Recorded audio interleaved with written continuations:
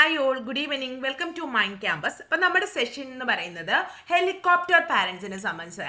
എന്താണ് helicopter parent എന്ന് പറഞ്ഞാൽ? നമുക്കൊക്കെ നമ്മുടെ മക്കളെ ഭയങ്കര ഇഷ്ടമാണ്. സോ അവർക്കൊരു സ്കൂളിൽ നിന്ന് ഒരു ഹോംവർക്ക് കൊണ്ടുവന്നു കഴിഞ്ഞാൽ മോസ്റ്റ്ലി പാരൻസ് അവരത് ചെയ്യാനായിട്ട് ഹെൽപ്പ് ചെയ്യും. എന്തായാലും നാളെ എൻ്റെ മകൻ ചെയ്യുന്ന ഈ ഒരു പ്രോബ്ലത്തിൽ ഒരു തെറ്റും ഉണ്ടാവരുത്, ടീച്ചർ അവനെ വഴക്ക് പറയില്ല. അതായത് നമ്മുടെ മക്കൾ 100% പെർഫെക്റ്റ് ആയിരിക്കാനാണ് നമ്മൾ ആഗ്രഹിക്കുന്നത്. എല്ലാ പാരൻസും അങ്ങനെ തന്നെയാണ്.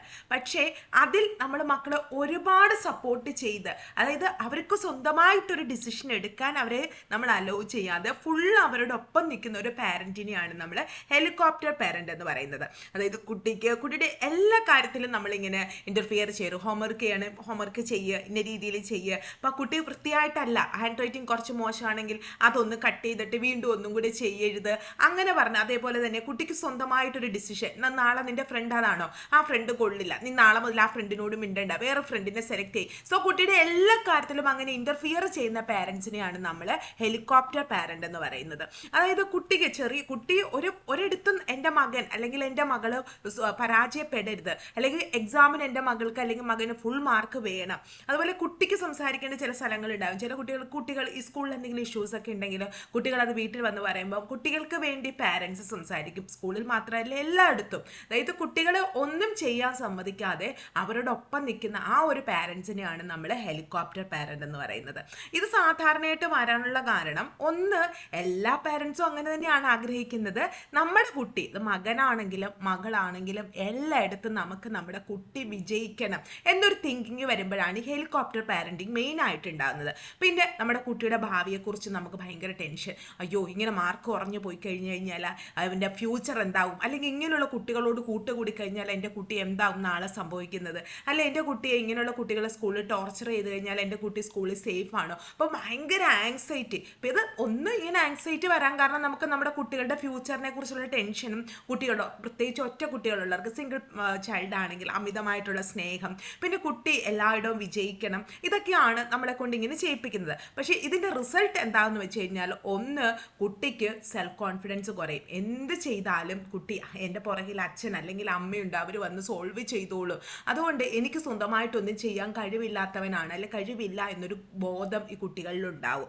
പിന്നെ അവർക്ക് സ്വന്തമായിട്ടൊരു ഡിസിഷൻ എടുക്കാൻ കുറച്ചുകൂടെ കഴിയുമ്പോൾ ബുദ്ധിമുട്ടുണ്ടാവും. കാരണം ഇതുവരെയൊക്കെ, അല്ലെങ്കിൽ സ്കൂൾ +1 +2 വരെയൊക്കെ കുട്ടിയുടെ എല്ലാ തീരുമാനവും തീരുമാനിച്ചിരുന്ന അച്ഛൻ അല്ലെങ്കിൽ അമ്മയാണ്. അപ്പോൾ ഇനിയും സ്വന്തമായി അവരവരുടെ ലൈഫിലേക്ക് ഇറങ്ങുമ്പോൾ അവർക്കൊരു ഡിസിഷൻ എടുക്കാനായിട്ട് ബുദ്ധിമുട്ടാണ്. അല്ലെങ്കിൽ നമ്മൾ അവരുടെ പ്രസൻസിൽ ഇല്ലാത്ത സമയത്ത് അവർക്കൊരു ഇഷ്യൂ വന്നു കഴിയുമ്പോൾ കുട്ടികൾ ആകെ പാനിക്കാകും. ആ പ്രശ്നത്തിന് എങ്ങനെ പരിഹാരം കാണും, എപ്പോഴും അവർക്ക് പാരൻസുമായിട്ട് കമ്മ്യൂണിക്കേറ്റ് ചെയ്യാൻ പറ്റിയെന്നിരിക്കില്ല. അപ്പം നമ്മുടെ പ്രസൻസ് ഇല്ലാത്ത ഒരു സമയത്ത് പ്രശ്നങ്ങൾ ഉണ്ടാകുമ്പോൾ അവർ ഭയങ്കര ടെൻഷനാകും. പിന്നെ ചെറിയൊരു പരാജയം, കാരണം അവർ ചെയ്തിരിക്കുന്ന എല്ലാ കാര്യങ്ങളും 100% പെർഫെക്റ്റ് ആണ്, കാരണം പാരൻസ് ഹെൽപ്പ് ചെയ്തതുകൊണ്ട്. അപ്പോൾ ഇതുകൊണ്ട് ഇവർക്ക് ചെറുതായിട്ട് എവിടെയെങ്കിലും ഒരു ഇഷ്യൂ, ഒരു പരാജയം വന്നു കഴിഞ്ഞാൽ അവർ അവിടെ അപ്പടി തകർന്നു പോകും. ഇതൊക്കെ ഒരു ഹെലികോപ്റ്റർ പാരന്റിങ്ങിന് നെഗറ്റീവായിട്ട് വരുന്ന ഒരു ഇഷ്യൂസാണ്. പിന്നെ എല്ലാ കാര്യങ്ങളും ഇവർ പാരൻസിനെ ഇങ്ങനെ ഡിപ്പെൻഡ് ചെയ്തുകൊണ്ടേയിരിക്കും. ഇപ്പോൾ ഈ ഹെലികോപ്റ്റർ പാരന്റിങ് എങ്ങനെ ഒഴിവാക്കാമെന്ന് വെച്ച് കഴിഞ്ഞാൽ, ഫസ്റ്റ് നമുക്ക് എല്ലാവർക്കും മക്കളോട് സ്നേഹമുണ്ട്, അവരുടെ ഫ്യൂച്ചറിനെ പറ്റി നമുക്ക് ആങ്സൈറ്റി ഉണ്ട്, നമ്മുടെ കുട്ടി വിജയിക്കണം എന്നുള്ള തിങ്കിങ് ഉണ്ട്, ഇതൊക്കെ ഓക്കെയാണ്. ബട്ട് നമ്മളൊരു പാരൻസ് ആകുമ്പോൾ നമ്മൾ മനസ്സിലാക്കുക, നമ്മളില്ലെങ്കിലും നാളെ നമ്മുടെ സൊസൈറ്റിയിൽ നമ്മുടെ കുട്ടികൾ ജീവിക്കണം. അപ്പോൾ അതിനായിട്ട് കുട്ടികളെ ചെറിയ ചെറിയ ഉത്തരവാദിത്തങ്ങൾ, റെസ്പോൺസിബിലിറ്റീസ് കൊടുക്കുക. നാളെ നിൻ്റെ ഹോംവർക്ക് എന്താണ്, അത് ഞാൻ നാളെ പറഞ്ഞു തരില്ല, അതെന്താണെന്ന് വെച്ച് കഴിഞ്ഞാൽ നീ തന്നെ ചെക്ക് ചെയ്തോളൂ, അതൊരു റെസ്പോൺസിബിലിറ്റിയാണ്. നിൻ്റെ ബുക്ക് നീ ഒന്ന് അടുക്കി വെക്കുക. അല്ലെ സ്കൂളിൽ എന്തെങ്കിലും ഇഷ്യൂസ് വന്ന് പറഞ്ഞു കഴിഞ്ഞാൽ, ഇത് ഞാൻ സോൾവ് ചെയ്തില്ല, നിനക്ക് ഇത്ര വയസ്സായി, അതുകൊണ്ട് ഇനി നാളെ നീ ടീച്ചറിനോട് പറഞ്ഞു നീ തന്നെ ഇത് സോൾവ് ചെയ്യുക.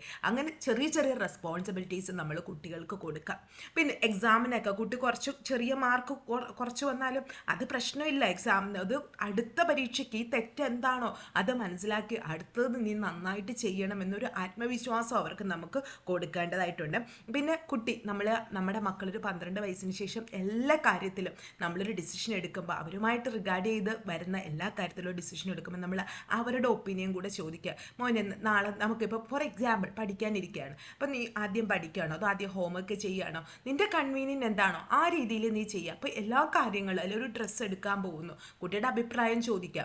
പിന്നെ അത് കുട്ടിക്ക് സ്യൂട്ടാണോ, നമ്മുടെ ഫിനാൻസുമായിട്ട് സ്യൂട്ടാണോ എന്നൊക്കെ നമ്മൾ ചെക്ക് ചെയ്തിട്ട് ഡിസിഷൻ എടുത്താൽ മതി. പക്ഷെ എല്ലാ കാര്യങ്ങളിലും കുഞ്ഞുങ്ങളുടെ ഒരു ഡിസിഷൻ ചോദിക്കുന്നത് വഴി നമുക്ക് അവരെ എന്ത് ചെയ്യാം, നമ്മുടെ ഈ ഒരു ഹെലികോപ്റ്റർ പാരൻറ്റിങ് ഒഴിവാക്കാം. നല്ല കുട്ടികളായിട്ട് നമ്മൾ അവരെ വളർത്താം.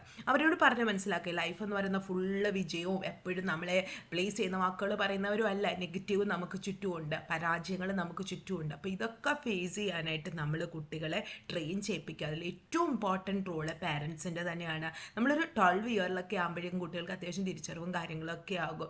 ആ ടൈമിൽ ഈ രീതിയിലുള്ള കാര്യങ്ങളൊക്കെ ചെയ്ത് ഹെലികോപ്റ്റർ പാരൻറ്റിങ് നമുക്ക് കുറേയൊക്കെ കൺട്രോൾ ചെയ്യാനായിട്ട് പറ്റും. അപ്പോൾ ഇത് ചെറിയൊരു ടിപ്പാണ്. ഇതുപോലെ ഒരുപാട് ടിപ്പുകൾ നമ്മുടെ ചാനലിൽ കൂടെ നമ്മൾ ഫ്രീ ആയിട്ട് കൊടുക്കുന്നുണ്ട്. അത് മാത്രമല്ല കുട്ടികൾക്ക് ഒരുപാട് യൂസ്ഫുൾ ആയിട്ടുള്ള ക്ലാസ്സുകളും നമ്മൾ പ്രൊവൈഡ് ചെയ്യുന്നുണ്ട്. ഇതൊക്കെ കിട്ടാനായിട്ട് നമ്മുടെ ചാനൽ സബ്സ്ക്രൈബ് ചെയ്യണം. അതുപോലെ വീഡിയോ ഇഷ്ടമെങ്കിൽ ലൈക്ക് ചെയ്യണം, ഷെയർ ചെയ്യണം. നമുക്ക് വീണ്ടും വേറൊരു വീഡിയോ ആയിട്ട് കാണാം. Thank you all.